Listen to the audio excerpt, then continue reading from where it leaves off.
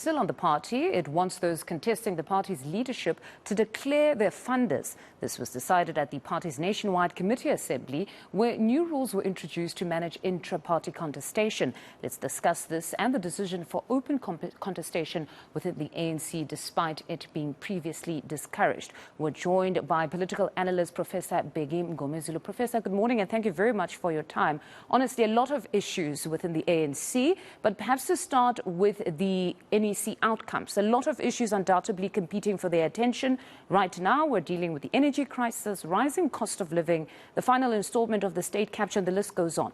But perhaps to start with their response to state capture. They have firstly committed to review their policies with respect to cadre deployment. The question is, would that policy discussion be an easy one to have this July? Because this has been that incentive for the ANC volunteers, as they termed. And this allows them to continue to volunteer at different levels. So would it really be a very easy conversation? Good morning, Ms. Mfundo, and good morning to your viewers. Let me be frank and honest with you. I don't think that we are investing our energies where we're supposed to. This issue of cadre deployment is not a primary concern for the country, for me at least. Because all political parties do exactly that. The only difference with the ANC is that it had pronounced that it is cadre deployment policy of the party. And in other words, this is basically something that is negatively affecting the ANC, when in fact the ANC was being honest about it, because all other political parties do it. Mm-hmm. The only problem with cadre deployment is if you deploy people who don't have the requisite skills. That is the only problem. Mm-hmm. But then if you deploy cadres who have the requisite skills, who know exactly what they are doing, then of course they're going to deliver and the country is not going to suffer. Mm-hmm. The DA is doing the same thing in the Western Cape government. Before an election, you see people... There. Sorry to interject, but particularly there, Minister Gwede Mantashe, when he was at the State Capture Commission, he was at pains to explain this, and even using that very example that you're using of the Democratic Alliance in the Western Cape, that where they govern also, it just goes without saying that they would deploy to key positions those within their party to just continue in implementing whatever the policies are. But it seemed that type of a conversation was lost in translation somehow, and you now have the African National Congress looking to review the policy, meaning they would not be necessarily reviewing the policy to do away with it, but perhaps prioritizing skill this time around. Yeah, if that is the agenda, then of course I'm in agreement with that, because I've always said this, that there is nothing wrong with cadre deployment. Other countries, even outside of this continent, they do exactly that. But then the way the ANC has been doing it is not the correct one, because you would find someone who doesn't have a clue as to what that particular department entails, and then the person becomes the head of that particular unit. Even when it comes to people, say, for example, being appointed into ministerial positions, being a minister, that is just a political head of that unit. You then need people with the requisite skills to do the spade work on a day-to-day basis, so that when you come as a political head, you are there then to give direction. Mm-hmm. But if you yourself lack that direction, then that becomes a problem. So if the ANC is saying that we've seen how we've been implementing this cadre deployment, we've seen what the negative impact is, then we are reviewing it and we are going to deploy people with skills, then I'm 100% in support of that view. And I suppose beyond lacking the direction, perhaps lacking the humility to say, perhaps I shouldn't overreach now into the administrative function of this portfolio, even though I am a minister. It seems that level of humility as well is lacking at times. The reason why it is lacking is because people did not undergo any training about leadership in that particular context.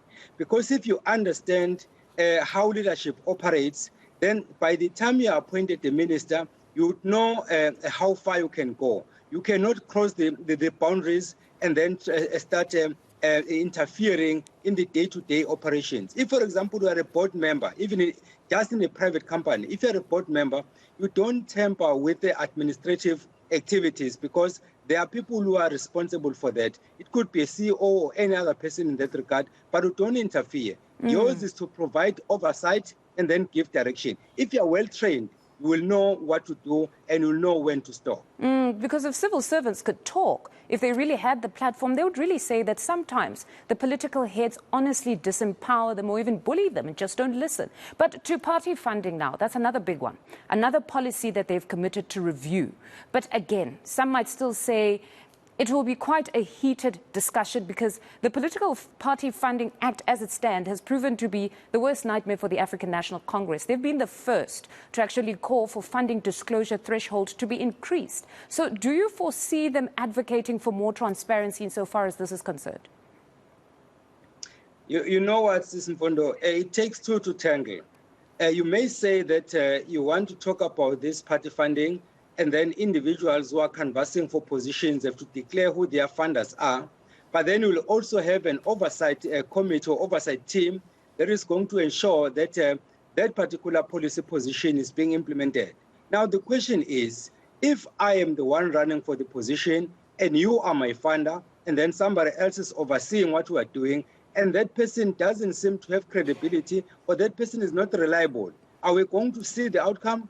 The answer is an emphatic no. So basically, for this policy position to succeed, it needs all those involved to be honest and to be transparent themselves. Because if you and I are not transparent and are acting in an unethical manner, then it means that the person who's overseeing what we are doing also has to act ethically. If it doesn't happen, then it means it will be just on paper and we are not going to see any results. But in principle, the idea is fine. It just needs those actors to be honest with what they're doing.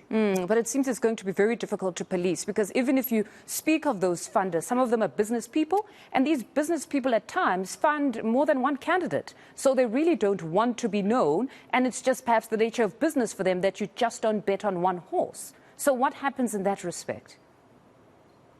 No, that one is a very critical question because we'll find that some of these funders are funding the ANC and they are funding the DA, they are funding the EFF, they are funding any other political party.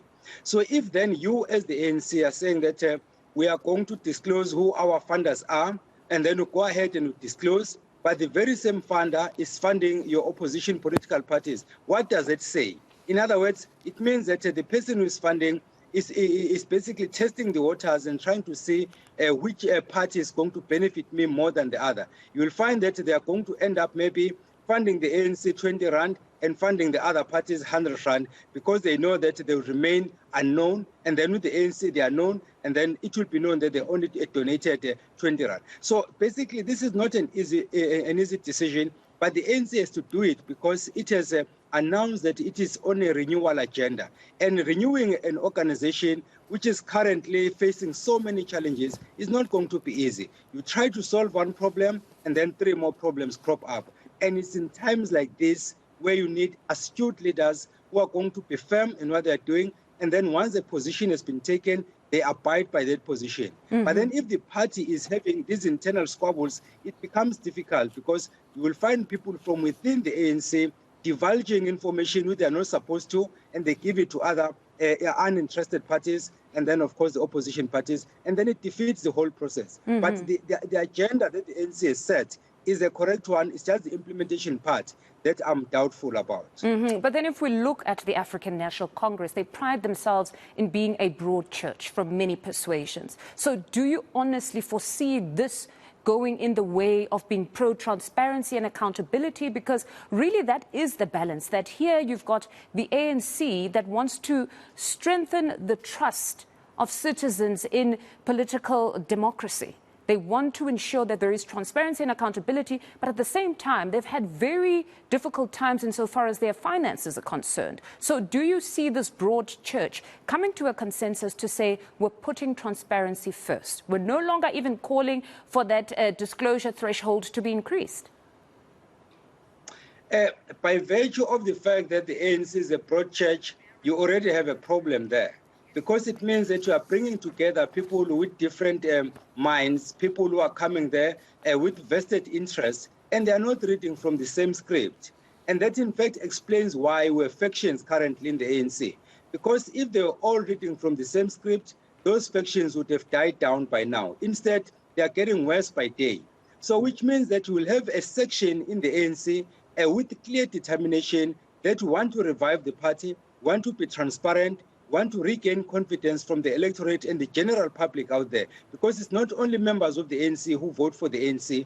There are people out there who are not members, but who have ordinarily voted for the ANC until 2021 when they realized something is amiss. So then you'll have that section in the ANC that is determined to do the right thing, and then we'll have another section that is joining the ANC for their own personal interests. Those are the ones who are going to rock the boat, as it were, because the ANC will be moving this direction and then they'll be pulling to a different direction. So the ANC must brace itself for that by virtue of the fact that it is a broad church and it doesn't read from the same script. And then just in closing, Professor, please just indulge us here. The NEC has encouraged citizens and businesses to invest in renewable energy. Was that a poorly crafted statement, perhaps just a slip of the tongue? What could have happened there given the current economic climate when everybody is really struggling with the cost of living?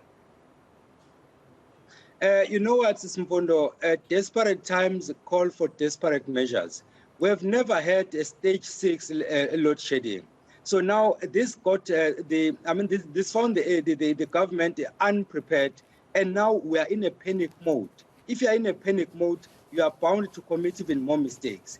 Right now, we are struggling.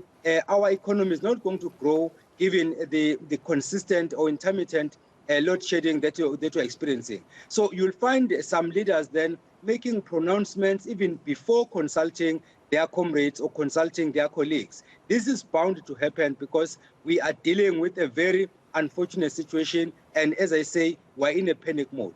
Ordinarily, if we wanted to have other options, energy options, then this should have been discussed openly, and then we take firm decisions with clear guidelines as to how we're going to do it. To make a public statement without any substance, it will be even more confusing, because then we'll find that there are people who are going to say, let me do it my own way, only to find that that is in contravention of the law because it was not clearly explained at the word go. All right, Professor, thank you very much for your time. That's political analyst Professor Bheki Mngomezulu.